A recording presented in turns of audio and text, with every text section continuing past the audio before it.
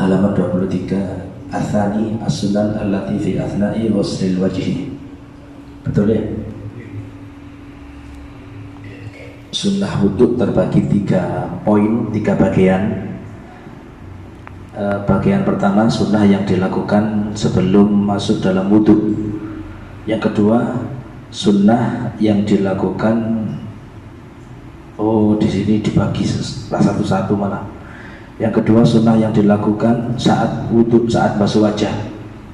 Jadi ada 10 poin ini, semua sunnah yang berkaitan dengan membasuh wajah. Yang pertama, as-sunan allati fi athna'i ghuslil wajhi. Sunnah-sunnah yang dilakukan saat membasuh wajah.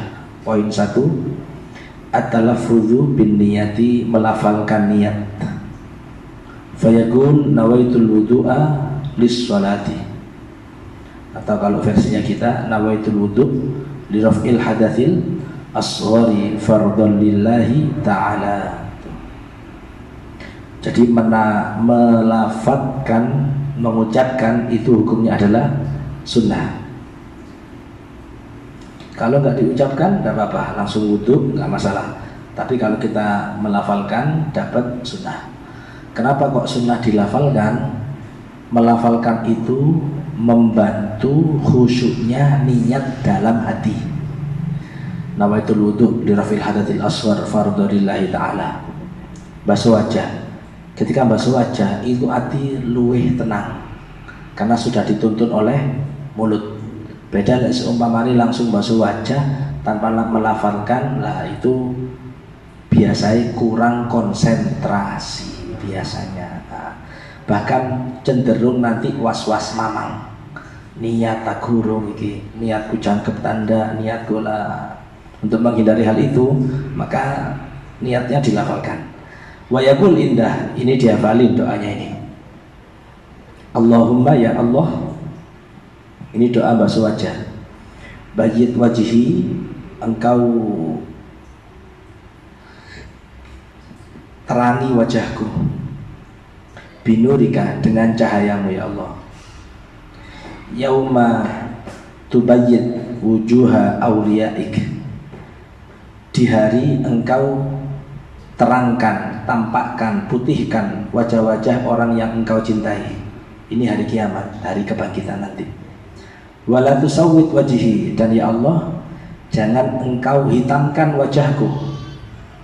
Bidzulumatik, sebab kezaliman yang aku lakukan kepadamu. Yauma tusawwid wujuha a'daik, di hari di mana engkau hitamkan semua wajah-wajah orang yang memusuhimu.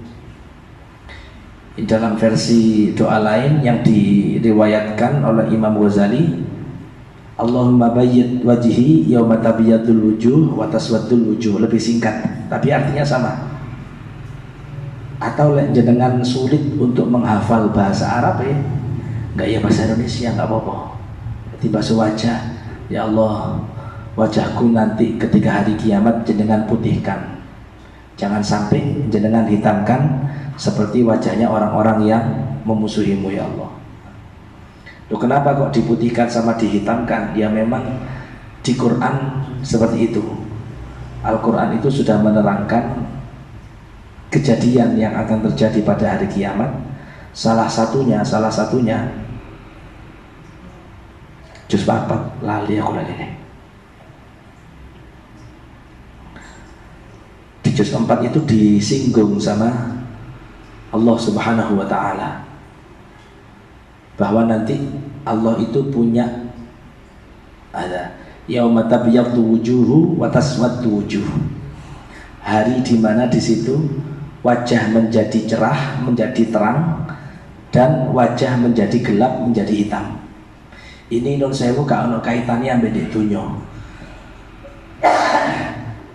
Artinya orang yang di dunia itu hitam.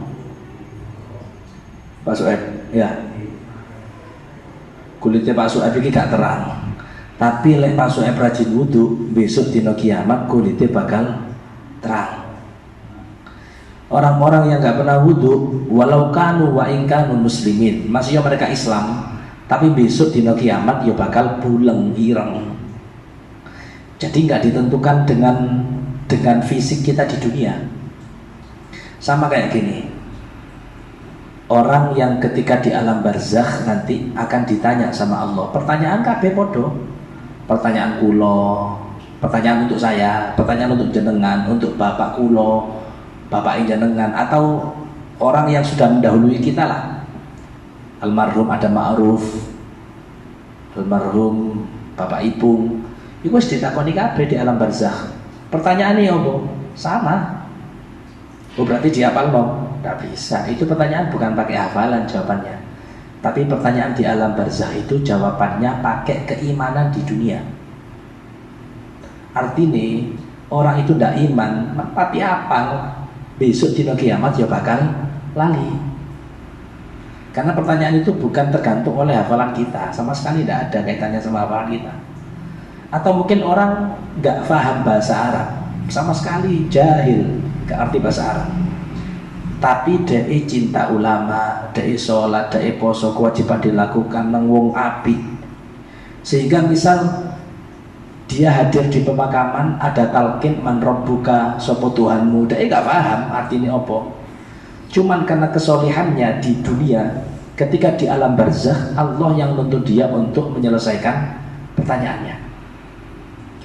Itu kan yang orang Afrika kalau tidak salah, yang pernah saya ceritakan jenengan, orang Afrika wala orang mana, kata kalau nggak salah orang Afrika, di mana anak kecil perempuan mungkin seusia Halimah kurang besar dikit, dia ngomong kepada ustadznya, Ustadz jawab ya Ustadz ya man rabbuka, sinten Tuhane jenengan, Allahu Rabbi, Tuhanku Allah, wa man nabiyuka, sinten nabi jenengan, Muhammad nabi, kanjeng nabi nabiku, wa ma kitabuka, nopo pegangan jenengan, kitab jenengan, Al-Qur'an kitabi, wa man ikhwanuka, sinten dulure jenengan, al muslimuna, wong Islam, ikhwani dulur-dulurku kabeh, wa ma kiblatuka, al Ka'bah kiblati. Terus setiap pertanyaan itu anak tanya, ustadznya jawab.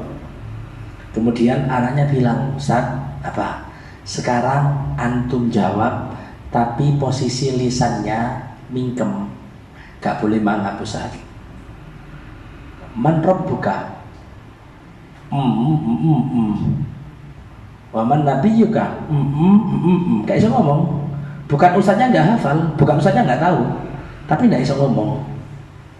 Itulah gambaran di dunia. Ketika ustadznya ditanya satu-satu dengan ilustrasi di akhirat, ustadznya nangis, ya Allah, betul. Mungkin kita nggak kebayang seperti apa dahsyatnya, takutnya saat itu. Tapi anak kecil ini sudah ngajari kita bahwasanya hafalan pun, atau orang mungkin hafal, orang tahu, tapi ketika Allah berkehendak untuk ngunci lisannya, kayak saya jawab. Katanya dikongkon lapor, kayak saya jawab, gak bisa, mulutnya ditutup sudah. Nah, jadi di sini Allah sudah menyatakan memang di hari kiamat akan ada dua golongan. Satu golongan sing wajahnya putih, parasnya putih, kulitnya ini sama Allah diputihkan semua. Dan yang golongan kedua memang sama Allah dihitamkan semua. Yang putih sebab kebaikan dan yang hitam sebab kemaksiatan. Ya Allah, aku ki maksiat tok Ustaz. Mosok aku ono di golongan sing hitam. Mosok aku ono di gak iso dadi wong sing apik, bisa. Harus paham satu hal kula jenengan. Apa?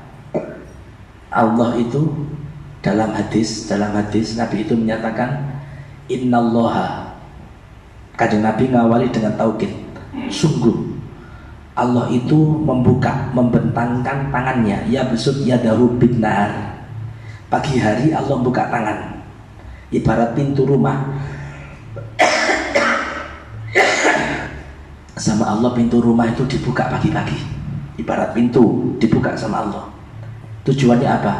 Liyatuba musiul lail.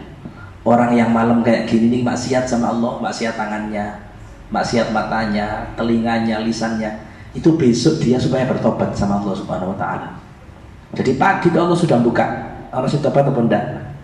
Bukan Allah enggak ngampuni, tapi Allah sudah buka tinggal kita mau minta ampun atau nggak mau datang kepada Allah Subhanahu wa Ta'ala. Pagi tok tobatnya, wayat sutyadahu bil lail, dan Allah malam hari buka juga pintu tobatnya, tangannya dibuka sama Allah. Tujuannya apa? Liyatu ba musiun nahar, yang siang maksiat, sore maksiat, pagi maksiat. Nggak ada istilah kesempatanku hilang untuk jadi orang baik, itu nggak ada.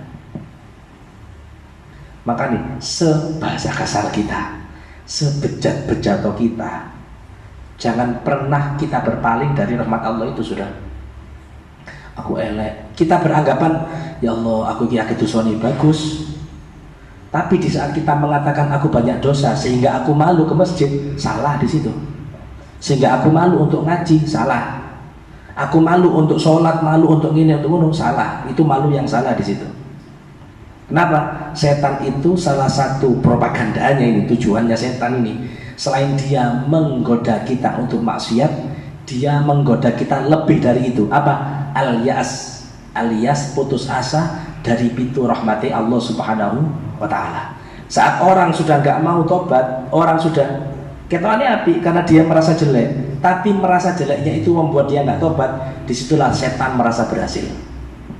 Karena dengan merasa seorang hamba tadi itu nggak mau tobat, berarti dia sudah kehilangan kesempatan untuk menjadi orang yang baik. Paham ya? Jadi ini dibaca doanya. Kalau nggak hafal, jangan basuh wajah kan moco. Ya Allah, besok wajahku putihkan ya Allah. Mana ya? Sekutu koyo manusia silver bu. Oh sekarang manusia silver di kono kok hakim manusia silver di akhirat ya tidak. Ya putih. Apa namanya? Iya terang, nyeneng no, putih nyeneng no.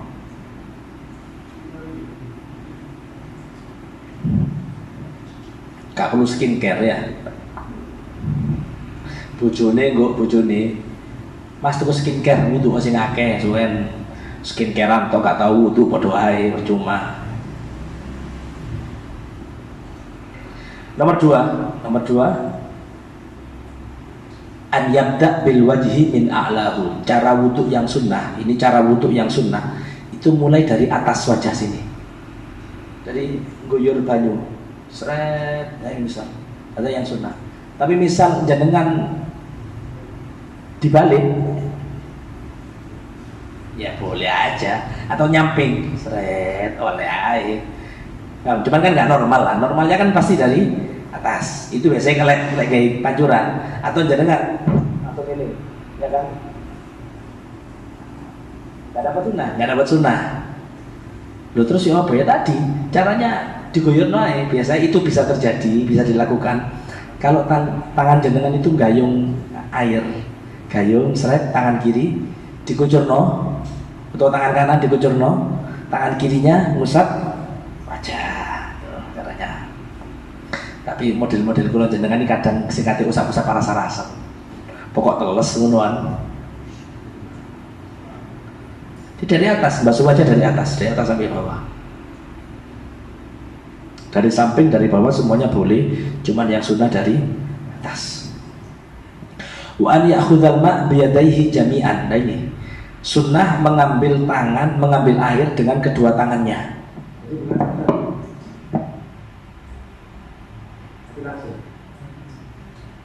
Jadi kalau pakai keran bisa, atau pakai di kolam batnya apa ya?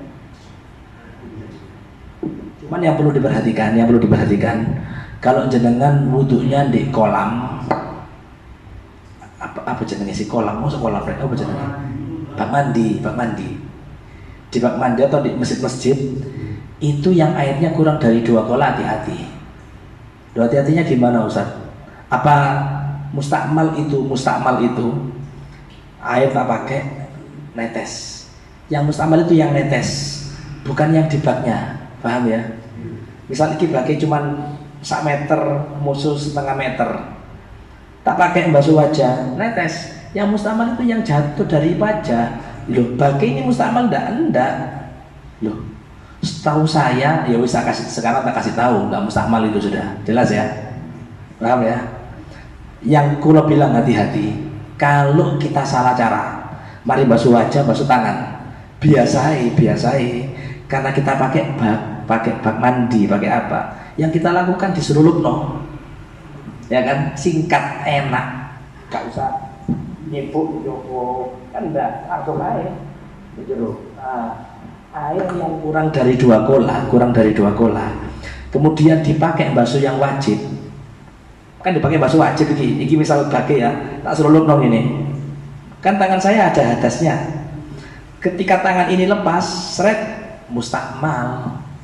Loh kok bisa mustakmal Ustaz? Kalau tadi kok enggak? Kan beda hukumnya tadi. Kalau tadi banyunya di nisor, wajah saya di atas, netes, seret. Yang tak pakai air mana? Air ini apa air ini? Air ini tak pakai. Ini belum dipakai, cuman banyu sendik bab iki kecampuran tetesani wajah, jelas ya. Kalau barusan tangan saya tak masukkan, nah tangan kita masukkan, berarti yang tak pakai mana? Air ini, dan airnya kurang dari 2 kola, itu yang fatal nanti. Nah, sehingga bisa disimpulkan, orang kalau memang nggak tahu cara menggunakan air sedikit, otomatis airnya satu mungkin bisa mubadir gara-gara tadi. Gak ngerti corone, akhirnya mubadir. Yang harusnya bisa dipakai wudhu untuk 3 orang, 4 orang, 1 orang nggak sah.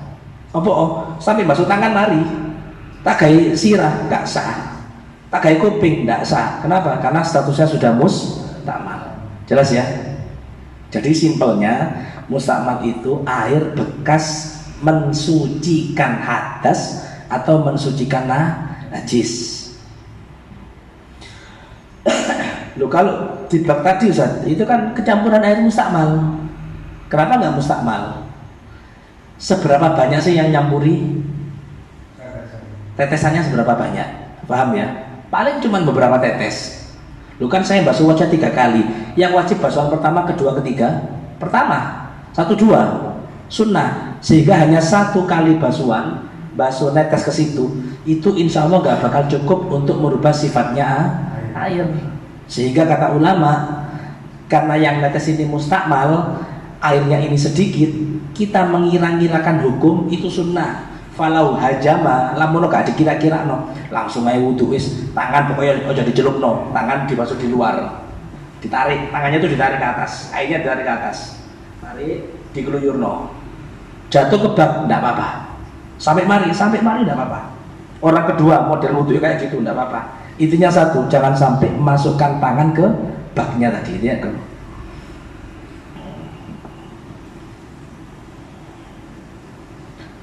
Ta'ahudul mak, nomor 4, memperhatikan mak. Apa itu mak? Wa huwa taraful ain alladhi yalil anaf.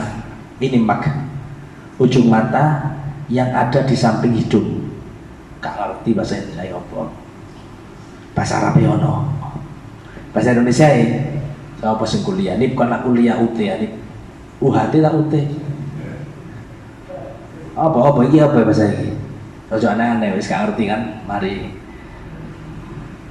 Wa yata'ahaduhu bisababah, itu diperhatikan pakai sababah. Sababah ini apa jenenge?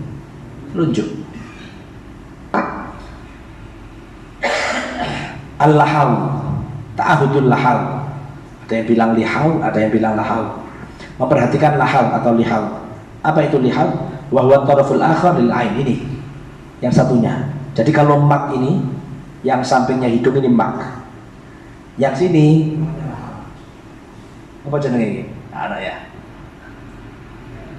Nah ini kok salah. Ausaul lughat sudah paling lengkap, paling luas, komplit bahasa itu bahasa Arab. Kau ono sing ora bahasa Arab. Wah, pusatnya nggak cinta tanah air. Apa hubungannya nggak cinta tanah air iki? Lu kata Ustaz tadi paling lengkap apa?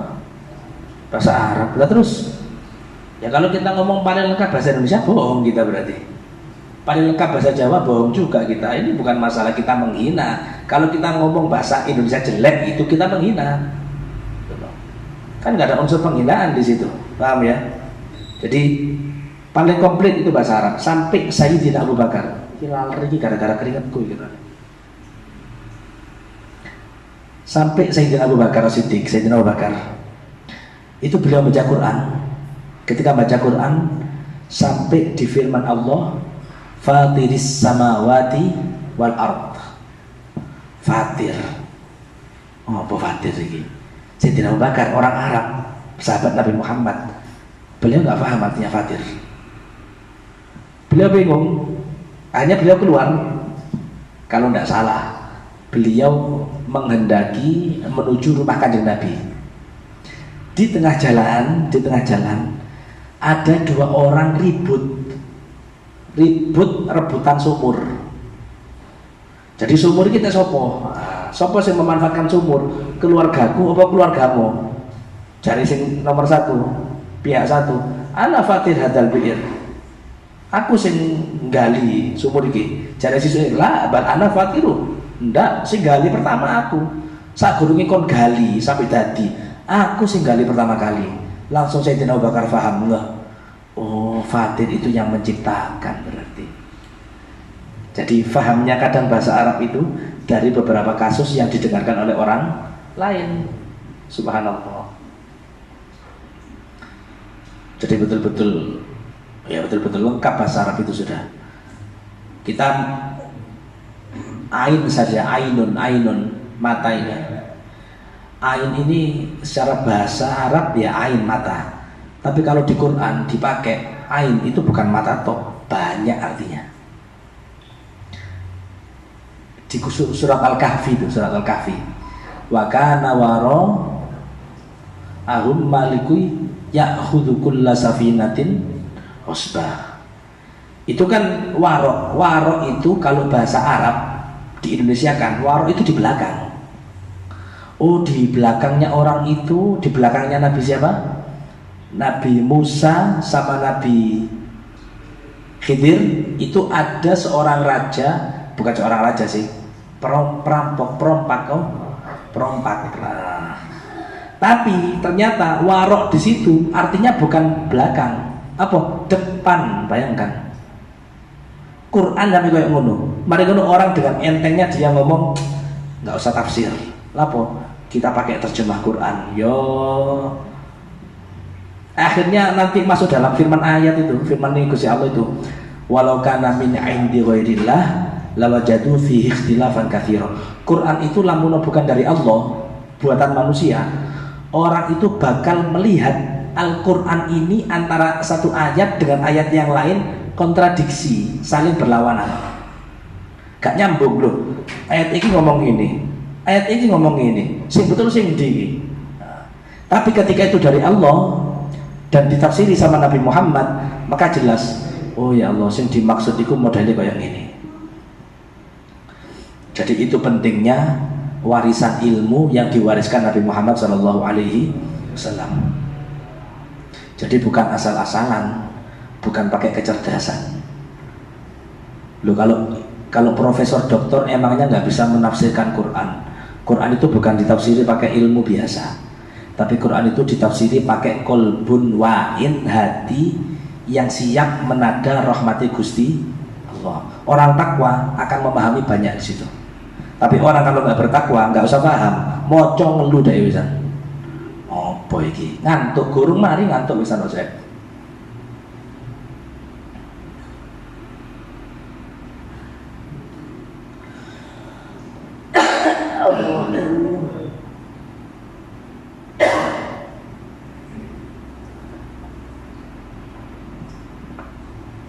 Paham ya?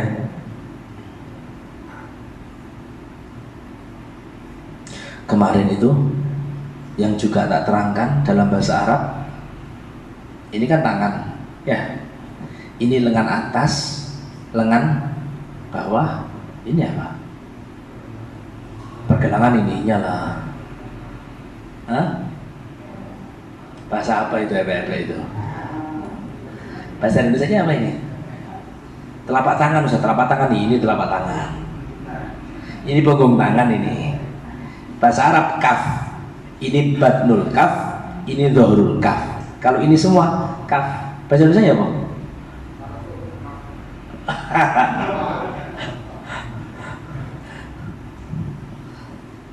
Ngerti parfum Indomaret ternyata.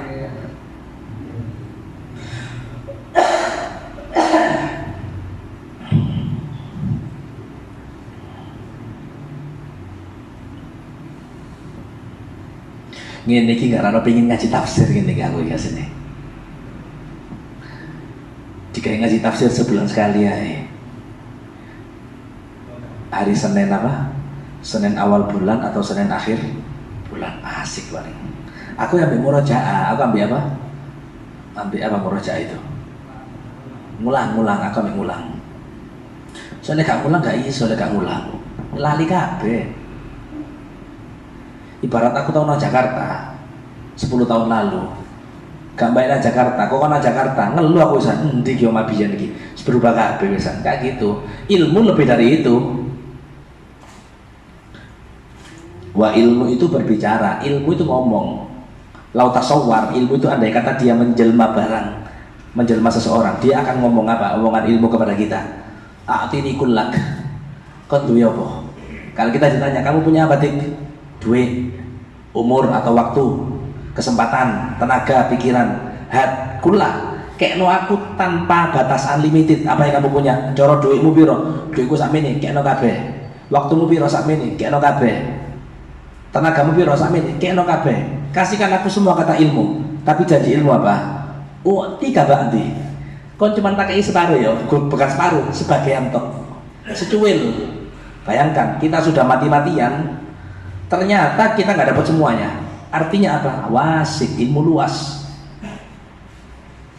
Makanya orang ketika ngomong ubbuhatul ilm, ada seorang raja, di mana raja itu alim, rajanya alim, pinter, tapi dia sedang mode sombong, kerasukan sifat sombongnya.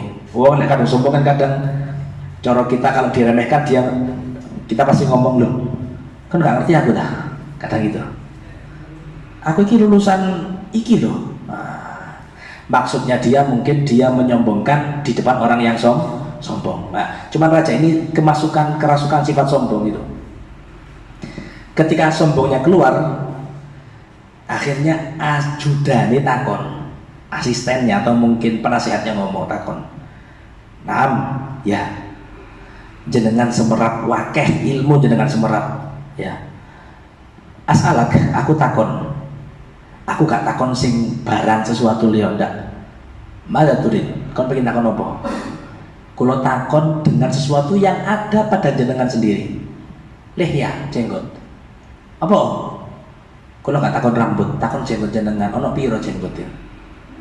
Jenggot jenengan ono piro jenggote? Lek gak duwe jenggot ya aman-aman ae gak duwe jenggot kan. Kali dihitungin tok 3 mari kan. Rajanya gede-gede. Langsung penasihati ngomong, aku nggak takut sesuatu yang di luar, nggak takut ilmu, takut yang Allah ciptakan dan nempel di tubuh Anda dan Anda nggak tahu. Langsung keluar satu syair kalau nggak salah.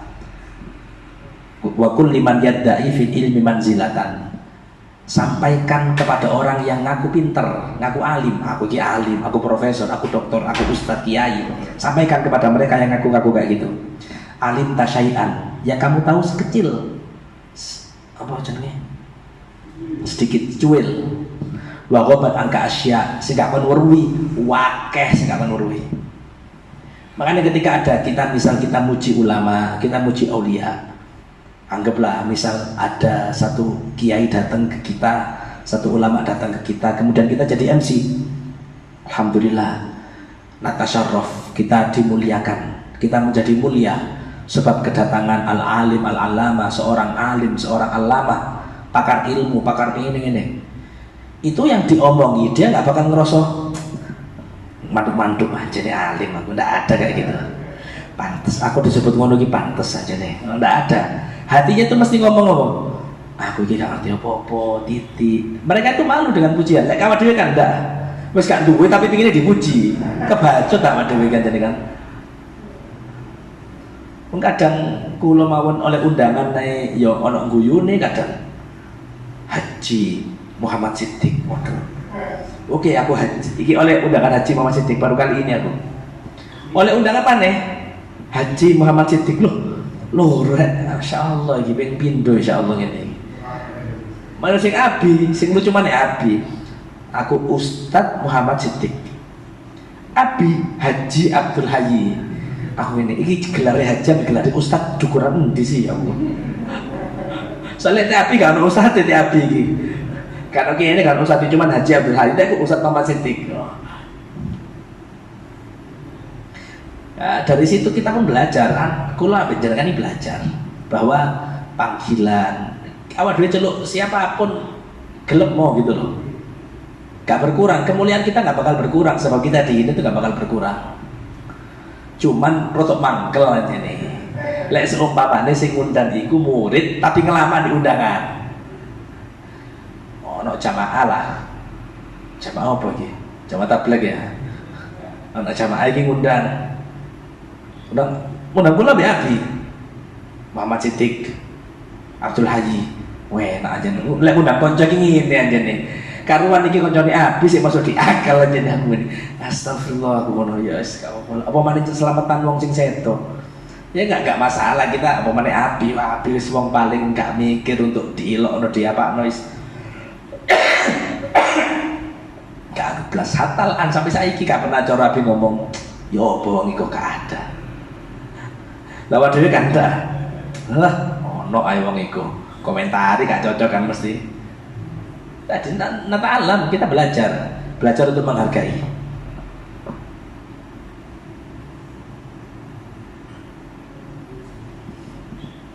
Mashul udhunain yang nomor 6 mengusap dua telinga.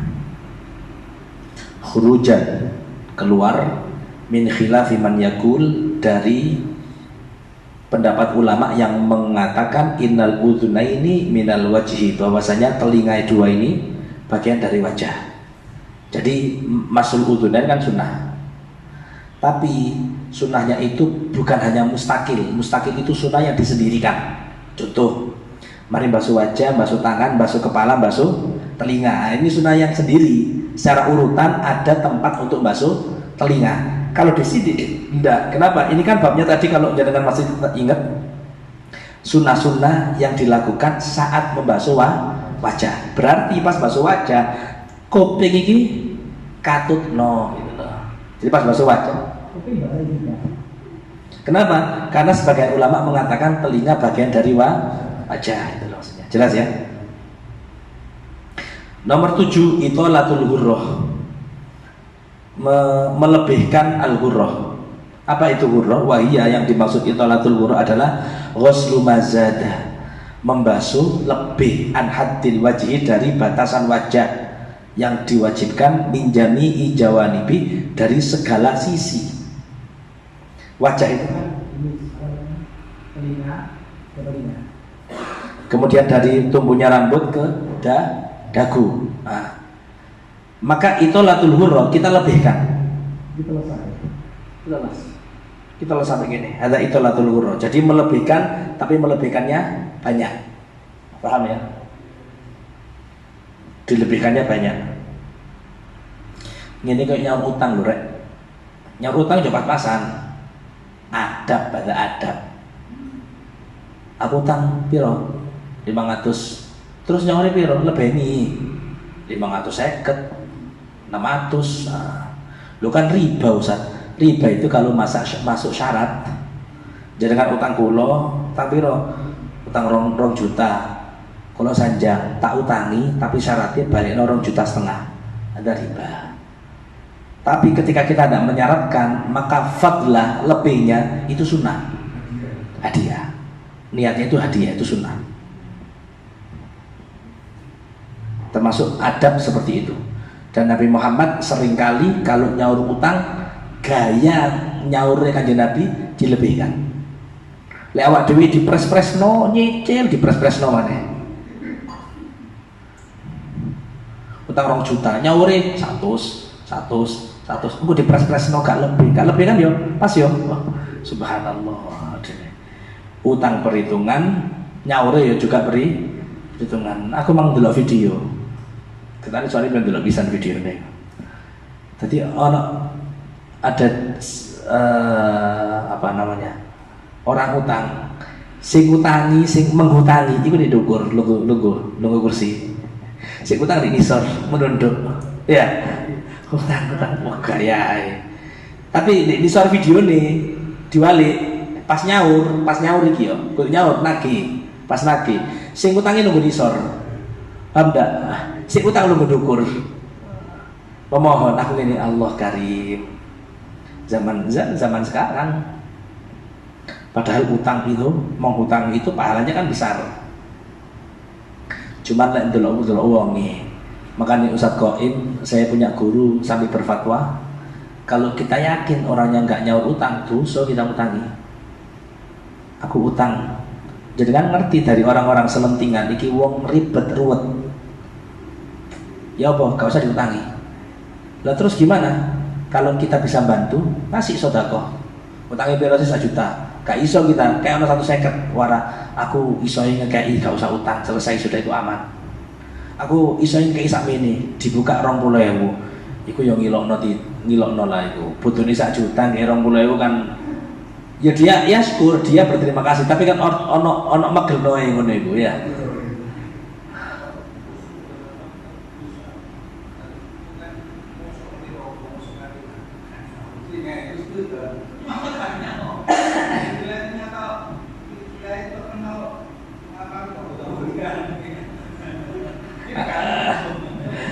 Kalau kita tahu fakta, yaitu husnudzon yang salah sih.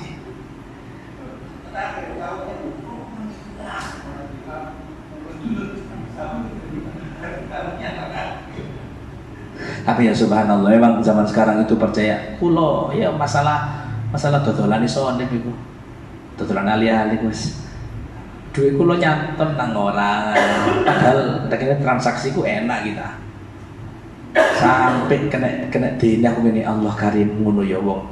Betul, urusan duit iku enggak gak iso koyo gak gampang percaya. Padahal anggaplah aku ketemu 3 kali 5 kali gitu sama orangnya enak, saben ono barang, saben transaksi barang dhisik bayar kari atau barangku dicukup bayar kari. Ujung-ujungnya saya ini gak balik barangku barang aku gini. Ya lah ono ae. Malah beberapa kali yang bikin kecewa dia jenenge apa jenenge relasi tadi jenenge. Nah, tak pikir apa? Kon lek ngakali wong, kamu kalau bohongi orang baru transaksi ngakali wong, iku wong paling ya pegel dek nang awakmu. Cuman dari paling cara pegel, aku diakali wong iku ngono tok. Gak ono rasa kowe dikhianati.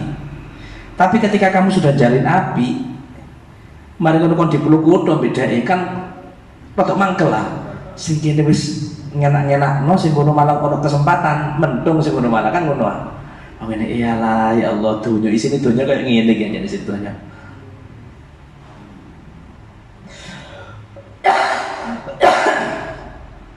Itolatul ghurrah, paham ya? Jadi kalau basuh wajah dilebihkan semuanya, itu sunnah.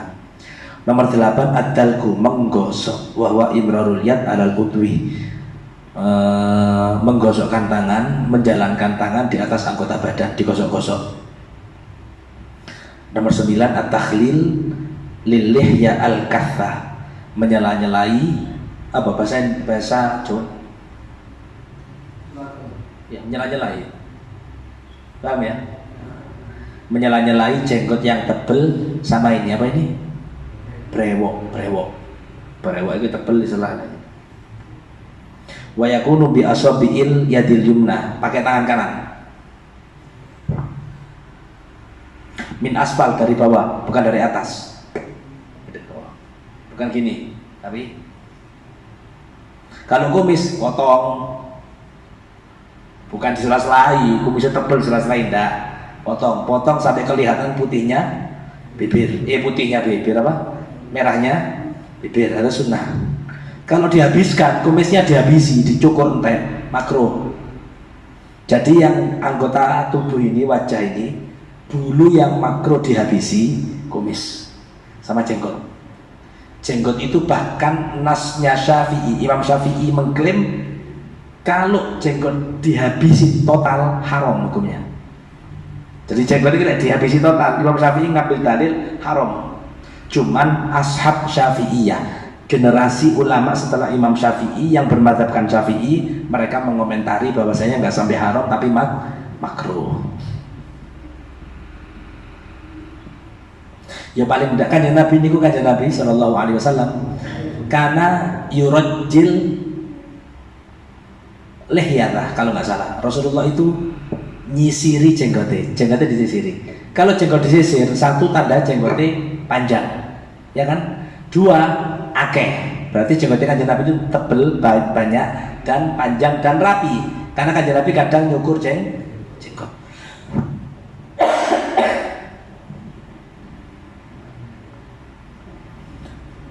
Wabi warfatin mustakillah, dan pakai air baru. Jadi menyela-nyelai, mari basuh wajah, tangannya dicelup teles kan, baru diselai. Yang terakhir nomor 10 at-tathlits fima madha, semua ini yang tadi di atas dilakukan sebanyak 3 kali. Subhanallah. Ada pertanyaan? Ada pertanyaan? Nggih.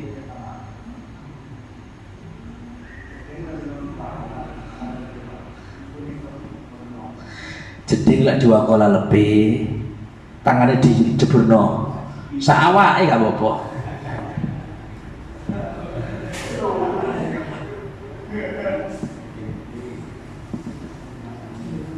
Tapi duwe bak mandi gede ku seneng.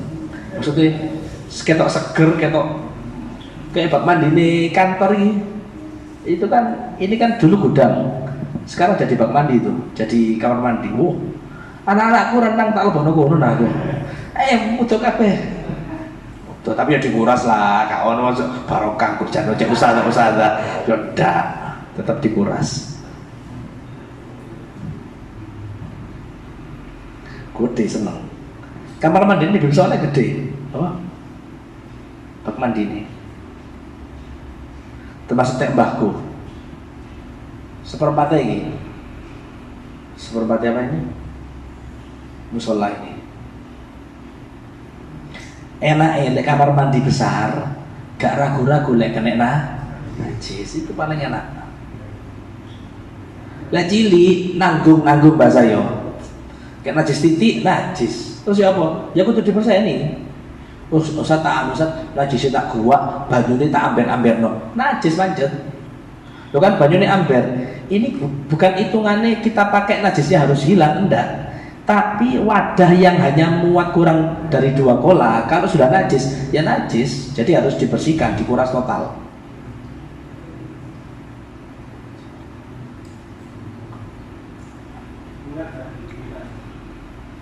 Apa nih? Ya, dikuras dan dibilas ya, dikuras itu bagian nempel, disiram ya. Karena kan airnya najis nempel.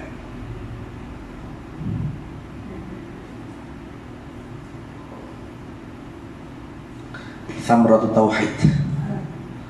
Ini kalau kemarin ketika rotib baca ini kalau nggak salah. Buah dari kita belajar tauhid kepada Allah Subhanahu wa taala.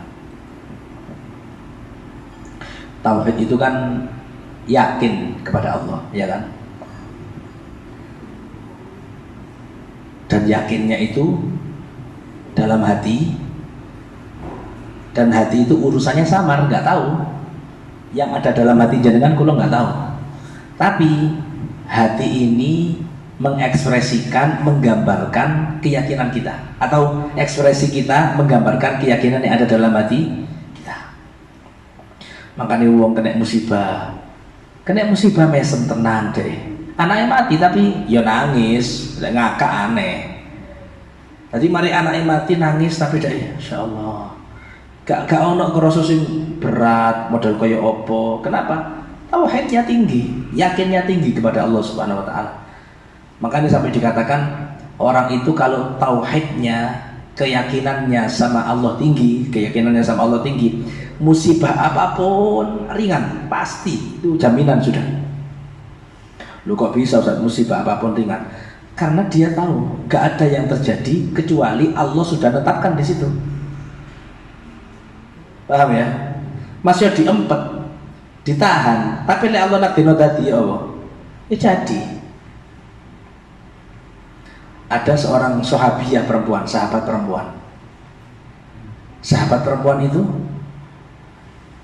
ini perang. Setelah perang, sahabat perempuan keluar dari tendanya. Kenapa keluar dari tenda? Karena ada isu, ada ucapan bahwa Nabi Muhammad terbunuh. Kutilah Muhammad, kutilah Muhammad. Kanjeng Nabi terbunuh, kanjeng Nabi terbunuh. Siapa yang mengisukan ini? Orang kafir Quraisy. Musuh Islam menyatakan kanjeng Nabi terbunuh, sehingga isunya nyebar di medan perang. Ini sahabat perempuan selesai perang keluar. Ya. Aina Rasulullah, kanjeng Nabi nanti digoleki satu-satu sampai tanya-tanya ke medan perang. Ketika ditanya, ada sahabat yang ditanya, kanjeng Nabi ndi? Jawabannya sahabat apa? Hadza abuk. Iki bapakmu mati wisan. Bapakmu mati. Rasulullah, kanjeng Nabi ndi kanjeng Nabi? Ditutik maneh. Hadza zawjuk. Iku bojomu. Bayangno, bapaknya mati, bojone mati. Tapi saya takon, kanjeng Nabi ndi? Hadza ibnuk, anakmu. Bayangno 3 mati. Bapak, bojo, anak. Tapi yang ada di benaknya Rasulullah Shallallahu Alaihi Wasallam. Ini kanjeng Nabi, ini kanjeng Nabi. Akhirnya melihat Nabi Muhammad hidup, ya Rasulullah, antang jenengan, iya, gak apa-apa, gak apa-apa. Langsung dibilang sama Nabi Muhammad, anakmu jadi mati, bojomu mati, bapakmu mati. Jawabannya perempuan tadi dengan enteng dia mengatakan, kullu musibah ba'dal jalal. Kanjeng Nabi, musibah nopo? Kalau setelah kula melihat jenengan sehat, semuanya ringan kanjeng Nabi. Kau nak singaput. Ini makomnya, tingkatnya sudah mahabbah shadiqah, cinta yang bukan cinta biasa, cinta yang hanya bisa dirasakan orang-orang yang memang punya keimanan tinggi sama Allah, sama Nabi Shallallahu Alaihi Wasallam. Paham saya? Ketika kanjeng Nabi hijrah dengan siapa? Sayyidina Abu Bakar, naik gunung, bayang munggah gunung. Singkatnya, putrinya yang bernama Asma, putrinya Sayyidina Abu Bakar, Asma, itu yang bawa minuman, bawa bekal. Ketika Rasulullah dikasihkan minuman, ini sudah naik beberapa hari, munggah gak gawa bekal sama sekali. Kanjeng Nabi dikasih minuman, kanjeng Nabi jenengan unjuk. Ucapan yang populer dari Sayyidina Abu Bakar, fasyariban Nabi wa raditu ana. Kanjeng Nabi ki ngunjuk, aku warak rasane. Kanjeng Nabi yang minum, Sayyidina Abu Bakar nggak minum masih. Tapi ketika melihat Rasulullah minum, di situ langsung Sayyidina Abu Bakar mengatakan, kanjeng Nabi ngunjuk, aku melok warak, aku melok lego. Itu kayak ibu kepada anak sudah. Ibu itu sayangnya nang anak, gak kayak bapak nang anak, bapak ambil anak tak kono aneh Pak. Lah ibu nang anak, kate mangan mikir, senengane anakku, ya kan? Untuk anakku guru makan. Bahkan ibu mungkin rela gak makan dari pagi sampai sore asalkan anaknya makan. Timbangane ibu wareg, anak luwe, iku mesti gak ngenakno, mangane gak ngenakno. Nah, kalau itu hubungan antara ibu sama anak, yang rasa kasih sayangnya bisa sampai merasa kayak gitu, apalagi orang yang sudah jatuh cinta sama Nabi Shallallahu Alaihi Wasallam. Makanya urusan tauhid, keimanan, keyakinan itu bukan urusan biasa. Tapi kata ulama, tajdidul iman, orang itu wajib memperbarui iman terus, ditingkatkan imannya, ditingkatkan imannya. Oh ya Allah, wingi kayak gini, berarti saya kudu maju. Oh wingi kayak gini, berarti kayak dagang lah. Takono sonib iku. Kalau sonib sekarang hari ini laku 20 cup, 20 gelas, gak mungkin sonib meni ngomong meni 20 pisan lah, gak ada. Ya Allah, baik meni iso selawi sampai 30 gitu. Barang dengan 30, apa harapannya? Muga-muga emben iso petang bulu. Barang iso piro? Iso 50. Terus kayak gitu. Pingin ada terus maju. Kalau itu urusan duniawi, apa mana kita urusan akhirat dengan Nabi Shallallahu Alaihi Wasallam. Maka harus ada keinginan untuk bisa nambah cinta, nambah rindu, nambah iman kepada Allah Subhanahu Wa Taala. Terakhir, ada orang A'rab, orang gunung, orang Badui, iman sama Nabi Muhammad, datang ke Nabi Muhammad, kemudian bilang, ya Rasulullah, muhajir ma'ak, jenengan badhe hijrah, aku melu hijrah kanjeng Nabi. Ya, kan melu hijrah, ikut hijrah. Setelah ikut hijrah, falam maka ada suatu Khaybar, ketika perang Khaybar terjadi, selesai, kanjeng Nabi bagi-bagi ghanimah, bagi-bagi harta rampasan. Cara saiki bagi-bagi berkat, cara saiki mari acara tasakuran ono maulid, ono Isra Mi'raj, Ono berkati. Nah, Kanjeng Nabi bagi-bagi berkat. Kebetulan orang Arab Badui ini mari perang pulang. Habis perang pulang, akhirnya Kanjeng Nabi bilang, "Loh, endi masih ono perang wong Badui, Mang?" Kundur Kanjeng Nabi. Iki berkati. Coba iki lho jatai kekno. Ketika dikasihkan didodok pintu rumahnya. Mahadza, apa iki? Kismun qasamahu laka Rasulullah. Iki bagian sing Kanjeng Nabi wis jatah gawe awakmu. Diambil. Suwun. Setelah diambil datang nang Kanjeng Nabi sallallahu alaihi wasallam. Tekan nang Kanjeng Nabi, "Mahadza ya Rasulullah." Kanjeng Nabi, "Iki jatah apa kula niki?" Loh, iki bagian jatahmu, hakmu ini. Ini bukan mulai kon melok mari ngono sing oleh dhisik, liyane gak oleh, ndak, semuanya dapat tak bagi rata. Kata orang tadi, "Ma'ala hadza intaba'tu." Ngapunten. Kula tumut jenengan, iman jenengan, melok perang bareng jenengan, bukan untuk dapat ghanimah, bukan untuk dapat duniawi ini. Terus pingin apa kon? Tapi aku pingin melok perang kali jenengan, urmahahuna, aku pingin mati syahid di perang. Lah ono perang mana? Aku pingin mati syahid. Akhirnya perang lagi. Setelah itu ada lagi perang. Langsung meninggal orang tadi. Ketika orang tadi meninggal, Kanjeng Nabi tanya ke sahabat, kenal ambek iki? Enggih. Sapa? Wong sing pingin mati di medan perang. Iki wong temenan nang Gusti Allah temenan nang dhek akhire. Iki wong serius nang Gusti Allah serius ngabulkan permintaannya. Apa yang dilakukan Nabi Muhammad? Bajunya dilepas, dikafani nggae kelambine Kanjeng Nabi sallallahu alaihi wasallam, kemudian disolati. Buah dari perjuangan cinta itu menghasilkan cintai Gusti Allah, cintai Nabi Muhammad sallallahu alaihi wasallam. Jangan berharap cinta lek awak dhewe gak duwe cinta. Pingin oleh cintai Allah, cintai Kanjeng Nabi. Kalau kita nggak bisa korban, nggak bisa mencintai Nabi Muhammad sama Allah Subhanahu Wa Taala, nggak bakal dapat. Jadi intinya yang kita lakukan itu pasti akan setimpal dengan balasan dari Allah Subhanahu Wa Taala. Mari ini tak ajar setengah jam. Bisa mulai sih ya. Kemudian sedikit manfaat Al-Fatihah.